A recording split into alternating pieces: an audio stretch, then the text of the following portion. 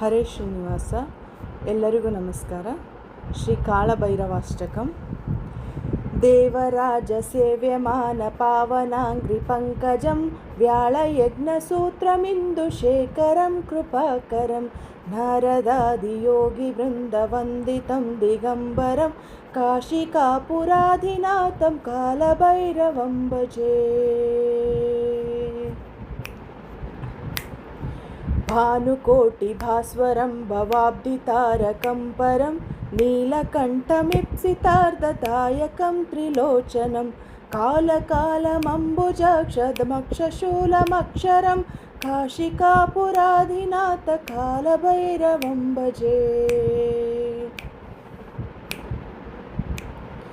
शूलकण्ठपाशदण्डपाणिमादिकारणं श्यामकायमादिदेवमक्षरं निरामयं भीमविक्रमं प्रभुं विचित्रताण्डवप्रियं काशिकापुराधिनाथ कालभैरवं भजे.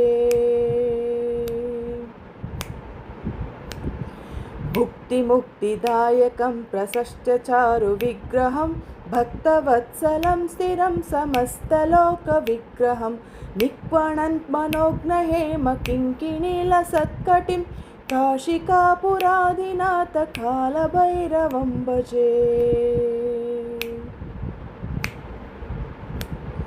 धर्मसेतुपालकं त्वधर्ममार्गनाशकं कर्मपाशमोचकं सुशर्मदायकं विभुं स्वर्णवर्णकेशपाशशोभिताङ्गमण्डलं काशिकापुराधिनाथ कालभैरवं भजे.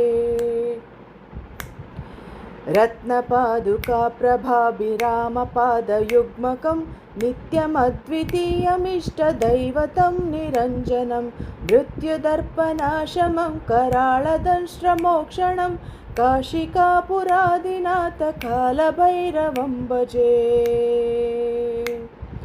अट्टहासभिन्नपद्मजाण्डकोशसन्ततिं दृष्टिपातनष्टपापजालमुग्रशासनम् अष्टसिद्धिदायकं कपालमालिकाधरं काशिकापुराधिनाथ कालभैरवं भजे.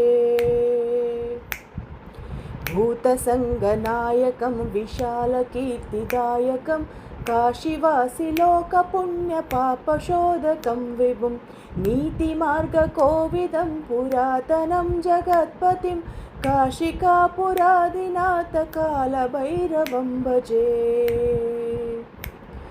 कालभैरवाष्टकं पठन्ति ये मनोहरं ज्ञानमुक्तिसाधकं विचित्रपुण्यवर्धनं शोकमोहलोभदैन्यकोपतापनाशनं ते प्रयान्ति कालभैरवाङ्घ्रिसन्निधिं ध्रुवम्.